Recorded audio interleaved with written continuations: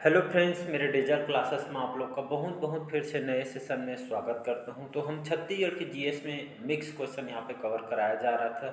सभी इसमें जो छत्तीसगढ़ के जीएस में जो आप पढ़ते हैं उसमें मिक्स टाइप के क्वेश्चन इसमें तैयार है। इसमें आपको हिस्ट्री के, छत्तीसगढ़ के इतिहास के देखने को मिले, छत्तीसगढ़ के आर्ट एंड कल्चर के क्वेश्चन देखने को मिलेगा।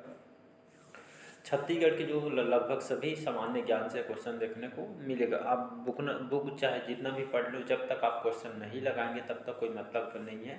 तो क्वेश्चन लगाना भी बहुत ही ज़्यादा ज़रूरी है। बार बार यही बोला जाता है, बुक के साथ आप जितना हो सके एमसीक्यू क्वेश्चन लगाने की कोशिश करिएगा। तो चलिए स्टार्ट करते हैं सेशन को। पहले बार आए तो चैनल को सब्सक्राइब करके रख लीजिएगा ताकि नोटिफिकेशन आप तक यहाँ पे पहुँच पाए।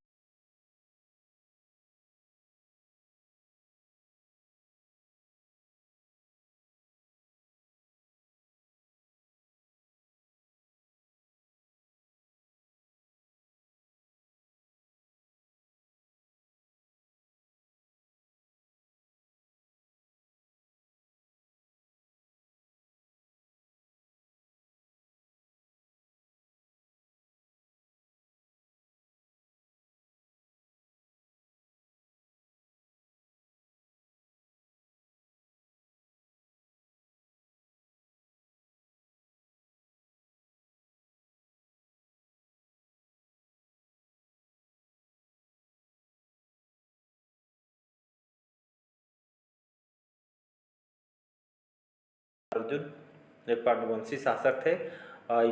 इनके जो शासन काल को छत्तीसगढ़ का स्वर्ण काल के नाम से जाना जाता है। और इन्हीं की शासन काल में इन्होंने सिरपुर और मल्हार की यात्रा की थी। और फेनसांग ने अपने जो यात्रा जहाँ पे जो भ्रमण किया था, यात्रा का जो वर्णन अपनी जो पुस्तक है CU जो की है, सीयू की जो पुस्तक है इसमें अपने छत्तीसगढ़ को कियाश्लोक नाम से वर्णन किया गया है। तो ये है महासगुप्त बालार्जुन के शासनकाल में आए हुए थे। मतलब यहाँ पर डी ऑप्शन करेक्ट आंसर हो जाएगा। नेक्स्ट क्वेश्चन देखते हैं।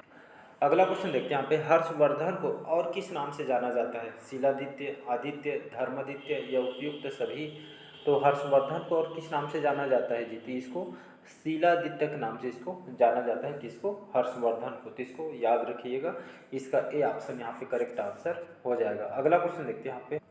अगला और इम्पोर्टेंट क्वेश्चन, ये जो क्वेश्चन आपके एसएससी रेलवे वगैरह में भी बहुत सारे एग्जाम में क्वेश्चन पूछा है। अक्सर ये आपका रेलवे एसएससी में क्वेश्चन भी रिपीट करता है कंप्यूटर एग्जाम में। कालिदास के जो कौन सी जो कृति की जो गिनती विश्व की 100 प्रसिद्ध साहित्यिक कृतियों में होती है? ऋतुसंहार की, मेघदूतम की, अभिज्ञान शाकुंतलम की या फिर कुमार संभवम की? तो इसका जो करेक्ट आंसर हो जाएगा अभिज्ञान शाकुंतलम। ये जो अभिज्ञान शाकुंतलम इनके प्रमुख रचना है, जो कि कालिदास की इस कृति जो विश्व की प्रसिद्ध साहित्यिक कृतियों में होती है। या फिर ये जो क्वेश्चन है बहुत बार अलग अलग कंप्यूटर एग्जाम में क्वेश्चन पूछा है, तो इसको मान के चलिए IMP क्वेश्चन है। तो अभिज्ञान शाकुंतलम में आपकी किसकी रचना है? तो आपका कालिदास जी की रचना है। तो इसको याद रखिएगा, सी ऑप्शन यहाँ पे करेक्ट आंसर हो जाएगा। नेक्स्ट क्वेश्चन देखते हैं। अगला क्वेश्चन है, अभिलेख में रुद्र दामन जो धन की विभिन्न उपलब्धियां वर्णन है? जूनागढ़ अभिलेख में, भित्री में, नासिक में या आपका सांची में? तो जूनागढ़ अभिलेख जानते हैं, जूनागढ़ जो अभिलेख है, जूनागढ़ जो अभिलेख है, इसी अभिलेख में रुद्र दामन धन के जो विभिन्न उपलब्धि, यहाँ पे जो रुद्र दामन को जो एक धमकी दिए हुए पत्र था, तो इसी अभिलेख जूनागढ़ अभिलेख में यहाँ पे उल्लेखित किया गया। मतलब ए ऑप्शन यहाँ पे करेक्ट आंसर हो जाएगा। तो ये आपका मिक्स टाइप के क्वेश्चन है। अगला क्वेश्चन देखते हैं यहाँ पे, कुशल ग्रामीण प्रशासन के लिए प्रसिद्ध राजवंश कौन सा था? चोल वंश, राष्ट्रकूट वंश, चालुक्य वंश या पल्लव वंश? तो कुशल ग्रामीण प्रशासन के लिए प्रसिद्ध राजवंश कौन सा थी? तो चोल वंश था। याद रखिए, चोल वंश हमारे भारत में इन्होंने बहुत दिनों तक चोल वंश ने यहाँ पे शासन किए हैं। और ये खास करके ग्रामीण प्रशासन में महत्वपूर्ण योगदान इनका रहा था। मतलब ग्रामीण प्रशासन के लिए इनको जाना जाता है, ये आपका चोल वंश को। तो इसको याद रखिए, आप जाएंगे कर्नाटक, तेलंगाना साइड से चोल वंशी शासकों का एक आपका राजा महाराजा का मंदिर ये देखने को मिलेगा। कर्नाटक, तेलंगाना, ये सभी क्षेत्रों में आपका चोलवंशी शासकों को यहाँ पे मंदिर वगैरह देखने को मिलेगा। तो इसको याद रखिएगा भारत में। अगला क्वेश्चन देखते हैं यहाँ पे। अगला क्वेश्चन देखते हैं यहाँ पे, सिंह विष्णु के दरबार में संस्कृत का महान कवि कौन रहता था? दांडी, भारवी, कालिदास, या इनमें से कोई नहीं, तो इसका जो करेक्ट आंसर हो जाएगा भारवी, याद रखिएगा। तो सिंह विष्णु के दरबार में संस्कृत के महान जो ज्ञाता कवि कौन रहता था, तो ये आपके भारवी रहता था, मतलब बी ऑप्शन यहाँ पे करेक्ट आंसर हो जाए। अगला क्वेश्चन देखते हैं यहाँ पे, निम्नलिखित पल्लव कालीन जो मंदिरों में किसका निर्माण अवनी सिंह द्वारा करवाया गया था। तो निम्नलिखित जो पल्लव कालीन मंदिरों में, मतलब पल्लव कालीन मंदिर कहने में जो पल्लव वंशियों के द्वारा जो मंदिर निर्माण कराया गया था, तो इसके जो निर्माण अवनी सिंह द्वारा करवाया गया था। तो ये आपका जो कौन से काशी की स्थित कैलाश मंदिर, महाबलीपुरम के मंदिर, मामल्लपुर का आदिवराह गुहा मंदिर, या आपका उपयुक्त सभी। तो इसका जो करेक्ट आंसर हो जाएगा सी ऑप्शन। तो मामल्लपुर का जो आदिवराह जो गुहा मंदिर है, जो आपके पल्लव वंशियों के शासकों के द्वारा इसको बनवाया गया था और इसको अवनी सिंह के द्वारा करवाया गया था, तो इसका सी ऑप्शन करेक्ट आंसर हो जाएगा। नेक्स्ट क्वेश्चन देखते हैं। अगला क्वेश्चन देखते हैं यहाँ पे, निम्न में से दक्षिण भारत का जो कौन सा राजवंश जो अपनी नौसेना सनिहत प्रसिद्ध था, पल्लव वंश, चर वंश, राष्ट्रकूट या आपका चोल वंश। तो इसका जो करेक्ट आंसर हो जाएगा चोल वंश।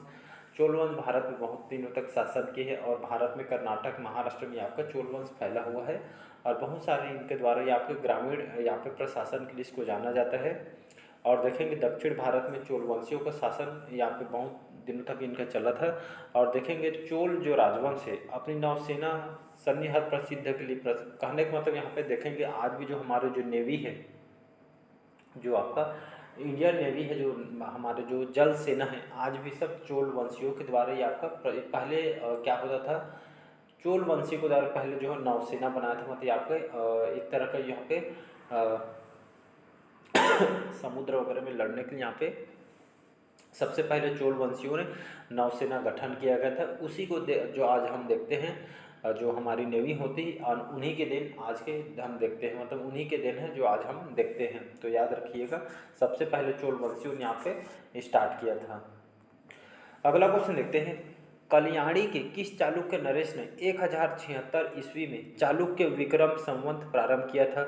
सोमेश्वर विक्रमादित्य ने, तैलप द्वितीय ने, विक्रमादित्य प्रथम ने या विक्रमादित्य षष्ठ ने। इसका जो करेक्ट आंसर हो जाएगा जो विक्रमादित्य जो षष्ठ है, तो कल्याणी की इस चालुक्य नरेश ने 1076 में चालुक्य लगभग जो विक्रमादित्य 1076 ईस्वी में यहाँ पे चालुक्य विक्रम संवत इन्होंने प्रारंभ किया था। विक्रम दृश्य जो आपका षष्ठ जो छठे क्रम के हैं, इन्होंने यहाँ पे शक संवत को विक्रम संवत को शक संवत बोलता हूँ, इन्होंने स्टार्ट किया। अगला क्वेश्चन देखते हैं, इंपॉर्टेंट क्वेश्चन है, आर्यभट्ट कौन थे जी। आर्यभट्ट एक भारतीय राजनीतिज्ञ हैं, भारतीय गणितज्ञ और खगोल शास्त्री हैं, भारतीय संस्कृत विद्वान एवं कवि हैं और आपका और दोनों हैं। तो इसका जो करेक्ट आंसर हो जाएगा बी ऑप्शन। तो भारतीय गणितज्ञ हैं और साथ साथ ये आपके जाने माने खगोल शास्त्री, खगोल के बारे में इन्होंने यहाँ पे कहा जाता है। जो आर्यभट्ट थे गणित के आपके जाने माने ज्ञाता थे, खगोल शास्त्री भी थे। जो आप खगोल शास्त्री कहने बात यहाँ पे जो तारा वगैरह जो ग्रह वगैरह देखते ये जानकारी आपका रखते थे। आज भी जो पुराने पुस्तक देखेंगे तो सब आपका जो ग्रह लिखा हुआ है, तो इसको याद रखें। तो आर्यभट्ट एक जाने माने गणितज्ञ है और साथ ही साथ भारतीय गणितज्ञ के साथ साथ खगोल शास्त्री भी है, तो इसको याद रखिएगा। अगला क्वेश्चन देखते हैं यहाँ पे। अगला क्वेश्चन देखते हैं, संगम साहित्य में तोलाक्टियम एक ग्रंथ है, तमिल कविता का, तमिल व्याकरण का, तमिल वास्तुशास्त्र का या तमिल राजशास्त्र का। तो इसका जो करेक्ट आंसर हो जाएगा ये आपके तमिल का, जो तमिल भाषा में लिखा गया एक व्याकरण है। जैसे आप संस्कृत में व्याकरण पढ़ते हैं, हिंदी में व्याकरण पढ़ते हैं, उसी तरह के आपके तमिल भाषा में इस व्याकरण को लिखा गया है, जिसको संगम साहित्य में यहाँ पे तोलाक्टियम के ग्रंथ के नाम से इसको जाना जाता है। एक तरह के आपके तमिल भाषा में लिखी हुई आपका व्याकरण है। तो एग्जाम में क्वेश्चन आपका पूछा गया, तो ये भी आपका इंपॉर्टेंट हो जाता है। अगला क्वेश्चन देखते हैं यहाँ पे। अगला क्वेश्चन देखते हैं यहाँ पे, नसेद चरित व खंडन खाद्य के रचयिता श्रीहर्ष किस शासक के राजकवि थे। पृथ्वीराज, कुमारपाल, चंद्रदेव या जयचंद। तो इसके आपका जो राजा जयचंद थे, तो नसेद चरित्र और खंडन काव्य के जो रचयिता है ये आपका श्रीहर्ष के किस शासक के राजकवि हैं, ये आपका जयचंद के राजकवि हैं। तो इसको याद रखिएगा, नसेद चरित्र और खंडन काव्य इसके रचयिता श्रीहर्ष के, जयचंद इनके राजकवि थे। तो इसको याद रखिएगा। अगला क्वेश्चन देखते हैं यहाँ पे, गुप्तकालीन जो शासन प्रणाली किस प्रकार की थी। जो गुप्तकालीन के जो शासन जो व्यवस्था कैसी थी, यहाँ पे जो गुप्त काल में कैसे टाइप के शासन ये लोग करते थे, शासन करने की जो पद्धति कैसे थी, कहने का मतलब है राजतंत्रात्मक थी, लोकतंत्रात्मक थी, गणतंत्रात्मक, या इनमें से कोई नहीं थी। इसका जो करेक्ट आंसर हो जाएगा राजतंत्रात्मक था। कहने का मतलब पहले क्या होता था, जो गुप्त काल यहाँ पे जैसे आपका राजतंत्रात्मक में मतलब एक पीढ़ी वाइज ही आपका चलता था, तो ये आपका राजतंत्रात्मक था, तो आपको गुप्तकालीन शासन प्रणाली है, तो ये आपका ए ऑप्शन यहाँ पे करेक्ट आंसर हो जाएगा। अगला क्वेश्चन देखते, किस प्रतिहार शासक ने आदि वराह को उपाधि धारण की है? नागभट्ट ने और आपके मिहिर भोज ने, या इनमें से कोई नहीं? इसका जो करेक्ट आंसर हो जाएगा मिहिर भोज। मिहिर भोज के प्रतिहार वंश के शासक हैं। प्रतिहार वंश जैसे भारत में एक चालुक्य वंश पढ़े, उसी तरह के आपके प्रतिहार वंश है। तो ये आपके इन्होंने आदि वराह की उपाधि इन्होंने मिहिर भोज ने इन्होंने धारण की थी, जो कि आपके प्रतिहार वंश के शासक, प्रतिहार वंश के शासक इन्होंने आदि वराह की उपाधि इन्होंने धारण की थी। अगला क्वेश्चन देखते हैं यहाँ पे। अगला क्वेश्चन है, हिंदी भाषा की बोलियों के वर्गीकरण के अनुसार आधार पर छत्तीसगढ़ी बोली, छत्तीसगढ़ी जो बोली किसके अंतर्गत आती है? जो हिंदी भाषा के बोलियों के वर्गीकरण आधार पर छत्तीसगढ़ी बोली है आपका पूर्वी हिंदी के अंतर्गत आती है, इसको याद रखिएगा। तो हिंदी भाषा में अगर देखेंगे तो जैसे बोलते हैं, जो भाषा बोलते हैं, बोलियों के वर्गीकरण अलग अलग यहाँ पे वर्गीकरण किए गए, उसी तरह के आधार पर देखेंगे तो छत्तीसगढ़ी बोली आपके पूर्वी हिंदी के अंतर्गत आती है। तो चलिए आज का सेशन हम यहीं तक रखते हैं। कमेंट करके ज़रूर बताइए आज का सेशन कैसे लगा। पहली बार आए तो चैनल को सब्सक्राइब करके रख लीजिएगा ताकि जो नोटिफिकेशन आप तक पहुंच पाए। पहले बार आए तो चैनल को सब्सक्राइब करके रख लीजिए ताकि नोटिफिकेशन आप तक पहुंच पाए। और डेली बेस पे करंट अफेयर्स भी पढ़ाया जाता है, तो अभी से बढ़िया करंट अफेयर्स पढ़ने स्टार्ट कीजिए। आप पूरे में से पूरे नंबर यहाँ पे ला सकते हैं। मिनिमम जो यहाँ से 10 से 12 तक के क्वेश्चन आपसे यहाँ पूछा जाता है। करंट अफेयर्स का जो सिलेबस देखेंगे तो करंट अफेयर्स में आपको स्पोर्ट्स से जो नई नियुक्ति वगैरह होती है, यहाँ से बहुत सारा क्वेश्चन पूछा जाता है।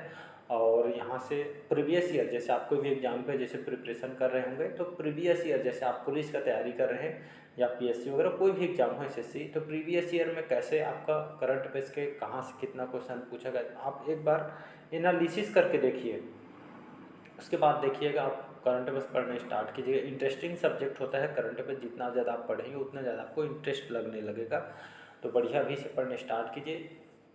लास्ट में जो है आप जैसे सिलेक्शन नहीं हो पाता या हो जाता है तो आपसे यही पूछा जाता है कि आप